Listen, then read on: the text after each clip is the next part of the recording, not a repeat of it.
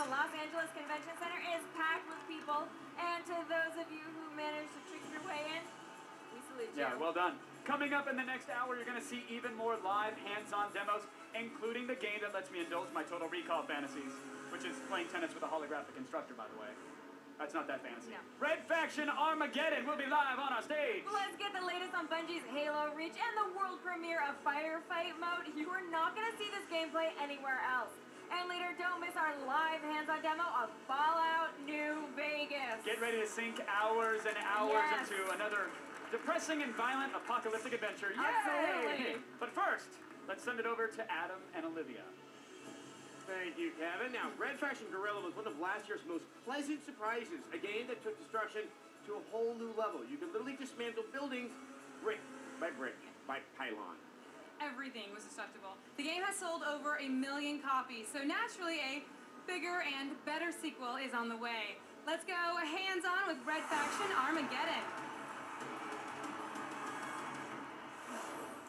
All right, here to take our asses back to Mars is producer for THQ. Say it, believe it. Just believe it. I wanted to say Jaime or something completely He's gonna take our asses back to Mars, people. That's right. Anyway, Jim Boone from THQ. Thanks for joining us. So, obviously, Red Faction Guerrilla was a little more topside. Yeah. We're now underground. Now, when you take the destructibility of environments and you put it underground, that's got to change up the whole nature of destruction. Absolutely, yeah. You know, one of the things that's really helped us out by bringing it underground is that you have you have the walls and the ceilings that you didn't used to have on the surface. So you have a lot of objects that you can place on the walls and the ceilings.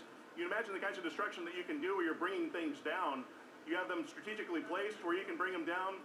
Sometimes people just have a lot of fun figuring out what is the best thing that they can bring down in these types of environments. So it definitely caters towards that. Well, when you were creating the game, how has the increased destruction affected your level design? Because once they destroy everything, it's just there. Yeah, it's been really actually pretty interesting. It's the 4th game now that we've done where we've been working with destruction, and it is a challenge to do it from a design standpoint. But the thing that is really helpful about it is that when you've worked on it for as long as we have, you start to learn certain techniques and certain ways that you want to lay your levels out and the kinds of things that you want to put into it. And what we always talk about is we want to lay these things out in a way where people feel like they are figuring out how best to destroy the world. In other words, rather than having the obvious place that someone understands X marks the spot, it's more about gamers trying to find out how can I destroy this world in a way that the designers didn't even think about. What's your best way to destroy the world? What's your favorite? My favorite way is we have light fixtures to hang on the ceilings. Being able to destroy those things and have it come crashing down on the enemy, just see them give. Wow. It's pretty it's awesome. Simple, it's a lot of fun. awesome. Very simple, but yeah, very effective. Now, also, one thing that has been mentioned is that the destruction in this game, it's going to be more motivated. Whereas, like, you can just go around and just destroy everything willy-nilly, but it wasn't so much that the game was asking you to. Yeah, there's exactly. a story. What's the story? Yeah, so the story, it actually takes place 2 generations after the events of Red Faction Guerrilla. And the surface of Mars has been ravaged, and has forced all the colonists to go below the ground.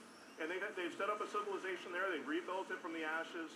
And it took them about 10 years to do that. But unfortunately, they've encountered a new enemy. And in a very short period of time, on the order of a couple of days, that enemy has gone through and just sort of massacring everyone. And so it is literally infesting the world. So when you have to destroy these targets, you're actually helping to eradicate the infestation of the area. It's not necessarily just a tactical standpoint. It is literally infested, and you have to destroy these targets. Now, you keep using destroy, and I'm guessing it's more than just our own bare hands. So we have weapons. We have really great weapons in these kind of games. What new weapons will we get to see in Red Faction? Yeah, one of our favorite ones, actually, it's kind of our signature weapon. It's called the Magnet Gun, and it's a pretty simple concept, but what it is you shoot your first projectile at a particular target, and then you send the second projectile, and the first target goes flying towards it. So to paint a better picture, imagine you shoot a side of a building, and the entire wall of that building goes flying at your second target.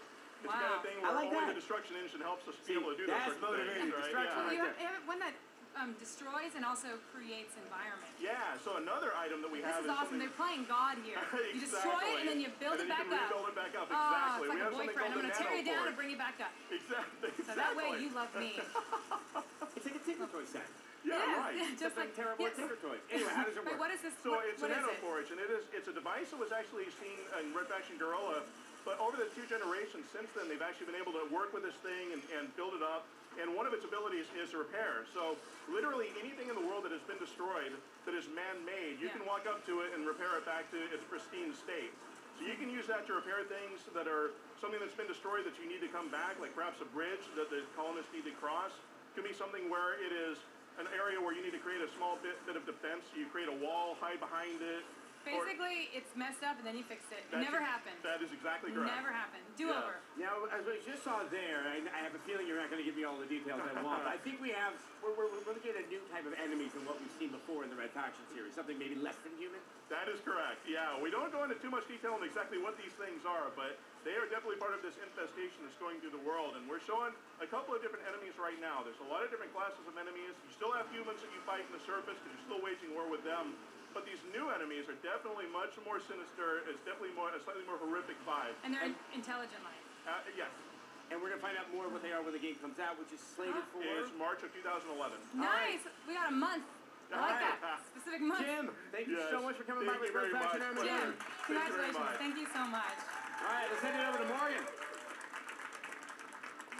All right, despite claiming that they were done with the PSP and God of War games, developers Ready at Dawn have proven themselves to be full of it.